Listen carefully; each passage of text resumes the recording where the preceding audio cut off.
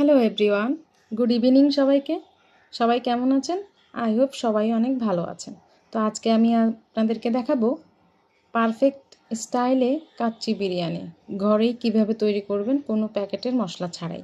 তো চলুন চলে যাই পরবর্তী প্রসেসে। আমি এখানে 3 কেজি খাসির মাংস নিয়েছি ধুয়ে পরিষ্কার করে। তার মধ্যে দিয়ে দিলাম লবণ, হলুদ, টক দই।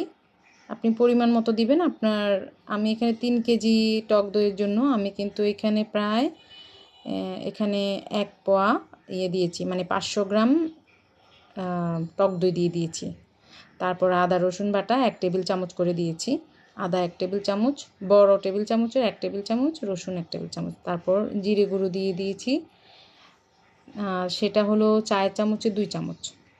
তারপর এখানে আমি একটা মশলা বানিয়েছি। আসলে মশলা যে কোনো কারণে মশলাটা স্কিপ হয়ে গিয়েছে। এখানে ছিল জয়ত্রী, 2টা জয়ত্রী, একটা জায়ফল, শাহি জিরা, তারপর এলাচ, দারচিনি, লবঙ্গ, তারপর গোলমরিচের গুঁড়া।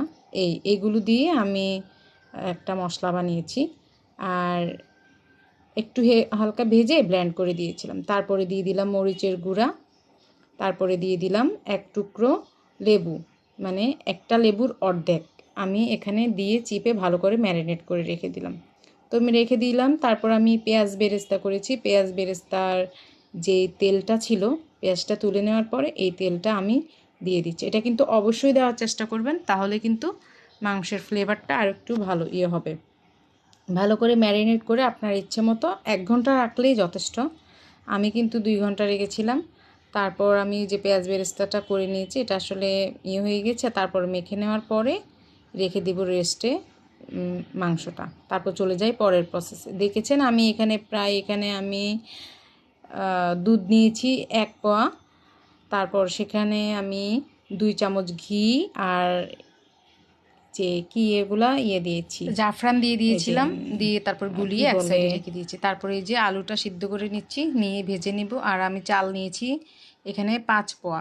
তারপরে একটা ফ্রাই প্যান আমি বসিয়ে দিলাম, তার মধ্যে আমি পুরো মানে ঘি দিয়ে দিলাম 250 গ্রাম। কারণ যেহেতু আমার অনেকগুলো মানে বিরিয়ানি রান্না করব, আমি প্রায় 5 পোয়া চাউলের আমি বিরিয়ানি রান্না করব। 3 কেজি মাংস আমার এখানে খাসির মাংস, তাই আমি এখানে 250 গ্রাম ঘি দিয়ে দিলাম। তারপরে সেটার মধ্যে এই যে পেঁয়াজগুলোকে ভেজে এবার আমি মাংসটা দিয়ে দিব। তো এই যে মাংসটা দিয়ে নেড়ে আমি ঢেকে রাখবো। ঢেকে কিন্তু আমি মানে প্রায় অনেকক্ষণ যাবত মাংসটাকে করব, কারণ যেহেতু আমি কাচ্চি বিরিয়ানিটা মানে মাংসগুলো অনেক সফট হওয়ার দরকার, সেই জন্য আমি একটু মানে ভেজে প্রায় এখানে 45 মিনিটের মতো আমি মাংসটাকে করব। আর এই যে দেখেন মাংসটা হতে থাক, আর আমি এখানে ভাতটা রান্না করব। সেখানে শাহি জিরা, তেজপাতা, দারুচিনি আর এলাচ আর লবঙ্গ নিয়েছি। তো সেগুলো এই যে জলটা জলের মধ্যে দিয়ে দিলাম। তারপরে এই যে জলটা ফোটার পরে চালটাও দিয়ে দিলাম। একদম মানে হাফ সিদ্ধ করে কিন্তু চালটা ঢেলে নেবেন। তো আমি এদিকে ভাতটা হোক, তারপরে দেখতে এলাম যে মাংসটা কি হচ্ছে।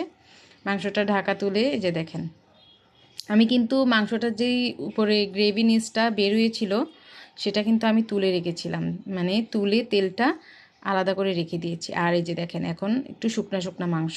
ভাতটা আমার হয়ে গিয়েছে, ভাতটাও নিয়ে এসেছি। তারপর এবার আমার পরের প্রসেসিংয়ের পালা। এবার আমি কি করব, মাংসটার মধ্যে ভাতগুলো বিছিয়ে দিব। মানে একের পর এক আমি সবগুলো জিনিস আমি বিছিয়ে দিয়ে মানে এটাকে আবার দমে দিব প্রায় 40 মিনিটের মতো। তারপরে হয়ে যাবে। খুব সহজেই হয়ে গেল না, ঘরোয়া পদ্ধতিতে। তো দেখতে থাকুন পরের প্রসেসটা। এই যে আমি এখানে ভাতগুলো দিলাম, তারপরে আমি আলুটাকে যে সিদ্ধ করেছিলাম দেখেছেন, সেটাকে সিদ্ধ করে ভেজে আমি আলুটাকে মানে দিয়ে দিচ্ছি। তারপরে যে আলু বকরা, পেঁয়াজ বেরেস্তা, কাজু বাদাম, এগুলো যেগুলো আমি মানে 1 লেয়ারটা দিয়েছি, তারপরে আরেক লেয়ারে ভাত দিয়ে এরকম করে আমি 3 লেয়ার দিব। মানে ফার্স্ট যে লেয়ারটা দেখেছেন সেরকম করে এরকম করে 3টা লেয়ার আমি মানে দম দেওয়ার জন্য কাচ্চি বিরিয়ানিতে লেয়ারগুলো দিব। তো দেখেন তারপরে এই যে ঘি মেশানো, জাফরান ঘি, দুধ এই মেশানো এগুলো দিলাম।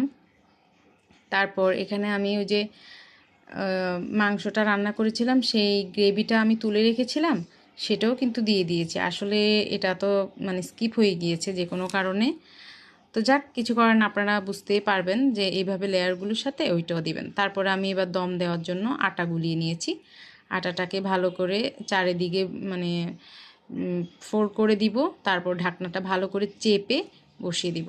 আর আসলে ওই ছিদ্রটাও বন্ধ করে দিব। তো এটাও দেওয়া হয়েছে। আর একটা তাওয়াতে আমি মানে হালকা করে আঁচে মানে মিডিয়াম ফ্লেমে আমি কিন্তু চুলাতে এই ইয়েটা বসাবো। তারপরে দেখেন 40 মিনিট পর আমি এটা তুলছি।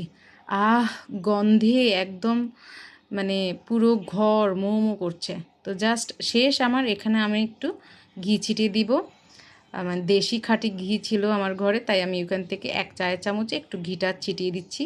দিয়ে আমি আর 10 মিনিট রেস্টে রাখবো। তো হয়ে গেল আমার পারফেক্ট স্টাইলে কাচ্চি। দেখেন আমি আপনাদেরকে মাংসগুলো ভেঙে রেখেছি, কতটা সফট হয়েছে আমার এই মাংসটা। তো আমার এই রান্নাগুলো যদি আপনার ভালো লাগে অবশ্যই একটা লাইক কমেন্ট করে দেবেন, শেয়ার করে দেবেন। আর আমার চ্যানেল থেকে দেখলে অবশ্যই সাবস্ক্রাইব করে দিবেন। আজ এখানেই বিদায় নিচ্ছি, টাটা।